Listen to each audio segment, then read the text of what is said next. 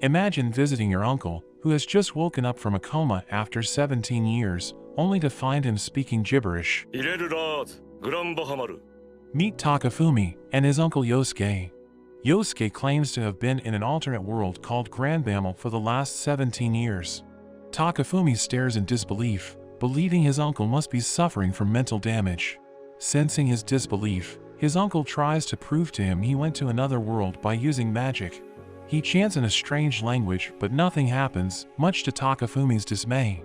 Takafumi tries to tell him about his financial struggles and inability to support him, when suddenly his uncle triggers a wind spell while using Japanese, and Takafumi realizes his uncle was telling the truth. Yosuke is a nerd and asks Takafumi about the console wars situation and how Sega is doing. He becomes distraught when he learns that Sega no longer makes consoles. He immediately writes in his notebook and chants a spell, Akira's Quora. Takafumi asks what Akira's Quora is, and his uncle reveals to him that it's the memory erasure spell, which he uses whenever he experiences something unbearable. However, he writes it down in his notebook before erasing it. Takafumi asks to read the notebook, which he immediately regrets, causing him to break down in tears and ask his uncle to use Akira's Quora on him. A week later, Yosuke gets discharged and moves in with Takafumi. Meanwhile, Takafumi decided to monetize his uncle's powers and started posting videos of it on YouTube, which helped to generate some ad revenue. Later, Yosuke asks Takafumi why he has such a big apartment living alone, to which he replies that he was initially a room share setup, but it didn't work out. His uncle is surprised to hear the term room share, which he has never heard of, but is happy to hear Takafumi found friends to live with. Takafumi asks his uncle about his companions in the other world, to which he informs him he was mostly solo for 17 years. The reason was that everyone in the other world was beautiful, while he was seen as a monster and got hunted down wherever he went. His uncle talks about one particular person who followed him around regularly and harassed him. He saved her life, but rather than saying thanks, she was rude to him. As his uncle continues to talk more about the person, Takafumi realizes that the girl actually liked his uncle but was a tsundere, a concept that didn't exist 17 years ago. His uncle shifts his attention to the comments on his YouTube video, with one commenting on how fake it looked. Yosuke struggles using the internet and dealing with haters for the first time. One day, Yosuke shows interest in buying a turn-model cell phone from an auction. Takafumi says it won't work since it uses a 2G signal. His uncle wants to get it anyway. While he is surprised by the innovation of smartphones, he laments about their lack of gimmick. Yosuke mentions how he once innovated an item in the other world and showed his memory using a spell. He had crafted an everlasting pot of water using spell cards for a village suffering from a drought. Takafumi is impressed and thinks the villagers must have sung him praises. But in reality, the villagers had tried to hang him because it was sacrilegious, and they smashed it. While the villagers were trying to hang him, an elf arrives to stop them. While the elf tried to mediate the situation, Yosuke took the chance to escape. Yosuke is able to change the point of view in his memory, showing how he was treated. Takafumi is shocked at how cute the elf is. Suddenly Yosuke gets a notification of the auction on the cell phone closing down soon and orders it in a panic, without checking the shipping cost, which turns out to be 2,000 yen for the item, since someone from an isolated island was selling it. Takafumi laments that if the location was closer, they could have picked it up and saved on the shipping cost. Yosuke suddenly jumps out of the window, to Takafumi's surprise, and flies away, returning from his trip 30 minutes later with the cell phone in hand. He shows it off to Takafumi, who asks him if he could pick up other items to save on shipping costs, which he agrees to. Takafumi receives a package and asks his uncle for something to open the box with. His uncle gives him a short sword which surprises him, and he asks his uncle where it came from. His uncle shows him his storage magic as he pulls his notebook from it. Takafumi asks if his uncle had brought more stuff from the other world. He takes out some rings, which he says are rare enough to trade for a castle. Takafumi gets excited, but his uncle informs him that he had already tried selling it at the pawn shop and it was priced at 50 yen because the materials were so rare, they thought it was just a toy. Takafumi asks whether his uncle wanted to give the ring to someone, to which uncle informs him that it was a trophy for clearing a dungeon. Seeing Takafumi down, Yosuke asks if he wants to talk about love and shares the story of his first love, Sonic and Tails. Yosuke reminisces about visiting the toy store and watching the title screen. Takafumi asks if he ever met any girls in the other world, to which his uncle shows him his memory of saving a girl and her siblings from an orc. While initially thankful, the girl eventually despairs upon seeing his face and decides to sacrifice herself by giving herself up to save her siblings.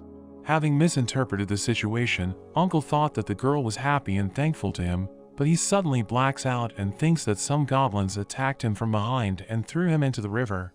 Takafumi notices in the memory that the girl's siblings were making suspicious moves while trying to get behind his uncle, and they were the ones who attacked him. But thanks to the elf, his uncle was saved. The elf proclaims that he is in her debt, so to repay her, he gives her an extremely rare ring. The elf panics and blushes as he puts the ring on her finger, but ultimately accepts it. Takafumi is shocked and realizes the elf thought he was proposing to her. But in the end, Yosuke sold the ring to pay off his perceived debt and abandoned the elf in a random town, leading to her following him everywhere for 17 years. Yosuke tells Takafumi to put his sword away, which ends up as inspiration for his next viral YouTube video, getting over 2 million views. A week later, on a rainy day, Yosuke receives a package. It's the final Sega magazine, which he never had the chance to read. Takafumi has no interest, but as his uncle reads the magazine, he finds that the most popular game was a dating sim, while his favorite game, Guardian Heroes, came in ranked 197th. Yosuke hovers outside in the pouring rain and gets struck by lightning, proclaiming that Guardian Heroes should have won.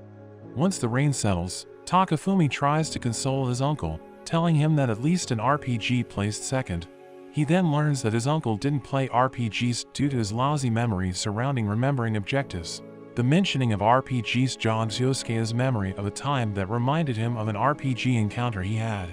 He is told about a dragon that threatens to destroy the village, and the way to defeat the dragon is with a special ice sword from the Ice Clan. However, the sword is sealed by a girl named Mabel, and he must cure her broken heart to get the sword. Upon meeting with Mabel, she tells him about a particular flower that her mother once showed her. Yosuke immediately leaves and goes straight to the dragon, slaying it himself without needing the sword. Takafumi notes how he should have retrieved the flowers for Mabel, but his uncle claims it was too hard for him to remember. The village elder is shocked to hear he defeated the dragon without the sword, and Mabel is left to her misery. The doorbell rings, and it's a package delivery containing a Sega Saturn and 20 games. He gives it to his uncle as a gift, and his uncle is shocked. Yosuke is overjoyed, and the two play games together. On New Year's Eve, Takafumi becomes curious about what New Year's was like in the other world. His uncle shows him his memory of a New Year's Eve party that he attended. Everyone was happy and having a wonderful time except for his uncle, who ate alone and returned to his room for the night. Takafumi is disappointed at the memory, and they go play on the Sega Saturn instead. During their game session, Yosuke reveals that Mabel did visit him that night, and Takafumi turns off the game and demands that he see what happened during her visit. Once again, Yosuke shows his memory, and Mabel asks how she could overcome being a coward and be strong like him. Yosuke gives her a motivational speech, but it takes a drastic turn when he learns that she's a recluse and suggests it's okay to stay that way, and okay to be a coward. Mabel offers him the ice sword, but he declines it because it's too cold, and the memory ends. The pair spend the rest of their New Year's Eve eating noodles and discussing games. The next day, we meet a woman named Fujimiya. She is creeped out when she sees Yosuke on a bench, talking to himself. As she walks away, she runs into Takafumi. They haven't seen each other since childhood, and they briefly chat. Takafumi invites her over to visit his place, which Fujimiya agrees to, but tells him she'll come over after dropping off her groceries. 30 minutes later, Fujimiya arrives and receives a text from Takafumi about how he's out getting snacks, but will be home soon. Fujimiya enters the place, and shortly after, Yosuke arrives, landing on the balcony. Yosuke notices her and charges at her, pinning her down and attempts to erase her memory of what she saw, but Takafumi returns just in time and stops him, explaining that she's his friend. Upon hearing this, Yosuke offers his apology and thanks Fujimiya for being Takafumi's friend.